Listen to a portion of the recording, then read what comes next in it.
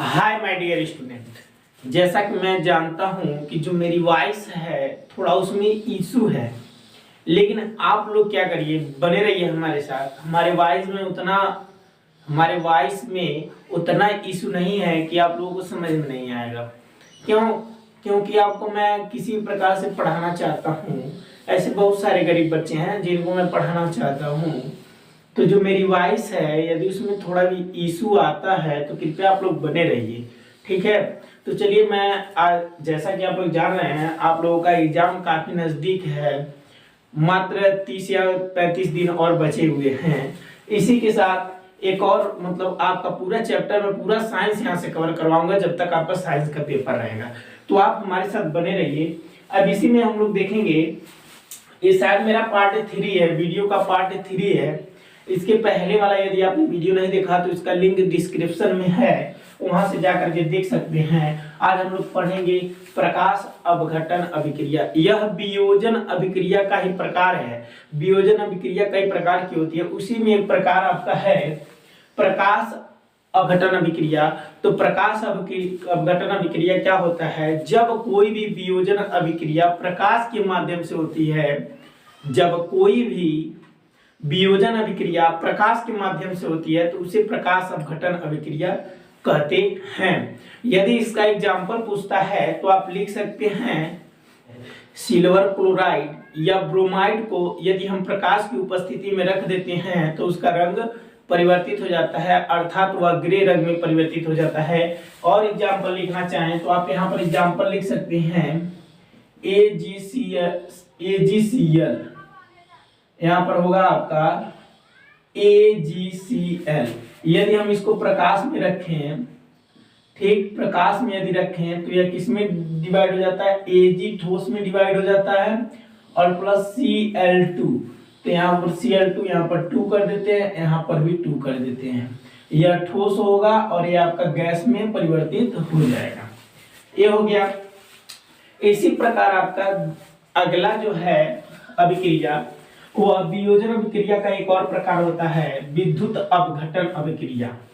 विद्युत अपघटन अभिक्रिया क्या होती है? जब वियोजन अभिक्रिया विद्युत के माध्यम से होती है तो उसे विद्युत अपघटन अभिक्रिया कहते हैं। जब वियोजन अभिक्रिया विद्युत के माध्यम से होती है तो उसे विद्युत अपघटन अभिक्रिया कहते हैं।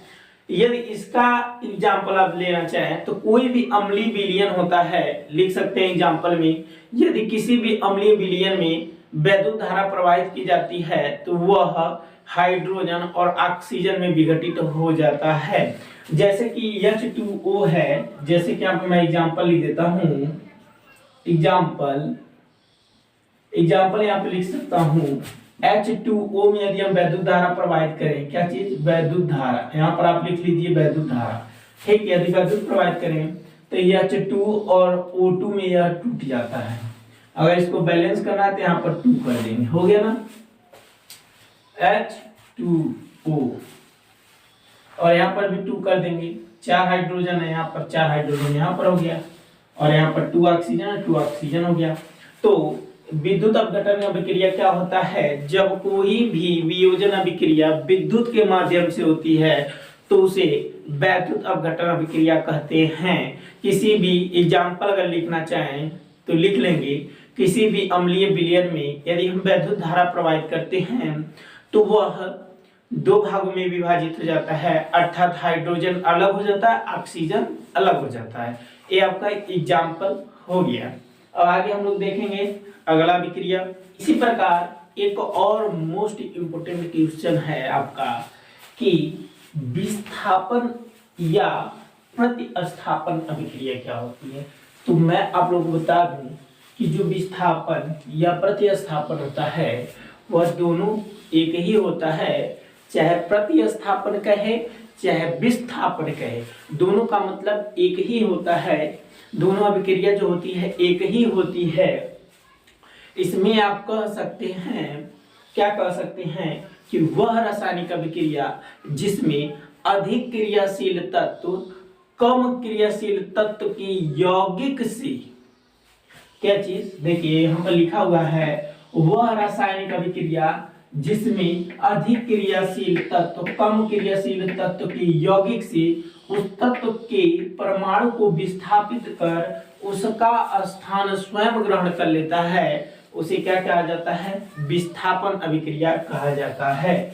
जिस प्रकार यहाँ पर लिखा हुआ है आयरन प्लस कॉपर सल्फेट को यदि हम एक साथ रिएक्शन करवाएं तो जो है आयरन सल्फेट है, जो है SO4 है, वह Fe के साथ जुड़ जाता है और कॉपर अलग हो जाता है। क्या होता है, कॉपर अलग हो जाता है।